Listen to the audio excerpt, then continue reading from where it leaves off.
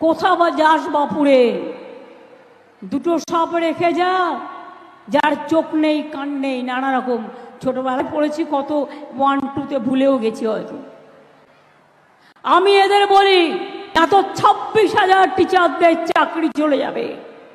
আমিও বলে রাখি, আমরাও লড়ে যাব, লড়াই করব। যাদের কথা বলা হয়েছে চাকরি বাতিল করা হলো, চিন্তা করবেন না, হতাশ হবেন না, কেউ জীবনের ঝুঁকি নেবেন না। আমরা সবাই আপনাদের পাশে আছি এবং যতদূর লড়াই করার আমরা লড়াই করব। একজনকে দেখলেন না বিজেপির হয়ে ভোটে দাঁড়িয়ে গেল, তার অর্ডার ছিল এটা। সুপ্রিম কোর্ট এটাকে একদম স্যাটিসফাইড করে দিয়েছিল, দিয়ে বলেছিল নতুন ডিভিশন বেঞ্চ করে আলোচনা হোক। আরে কাকে নিয়ে করবেন নতুন ডিভিশন বেঞ্চ?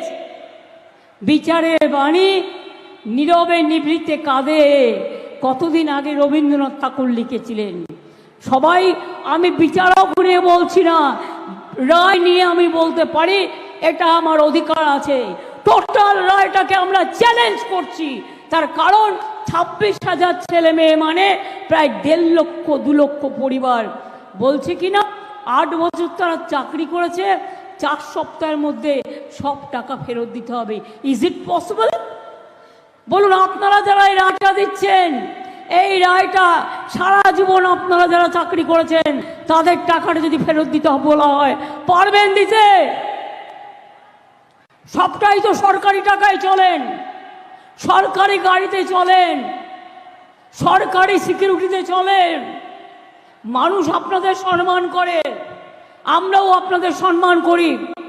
মনে রাখবেন, সারা ভারতবর্ষে বেকারের সংখ্যা হু করে বাড়ছে, আর আমরা যাদের চাকরি দিচ্ছি আপনারা আপনাদের আইনের খোঁচায়। এই অর্ডারটা বেআইনি অর্ডার, সেই জন্যই চ্যালেঞ্জ করে বলছি, অর্ডারটাকে আমি জাজকে বলছি না, অর্ডারটাকে বলছি বেআইনি অর্ডার।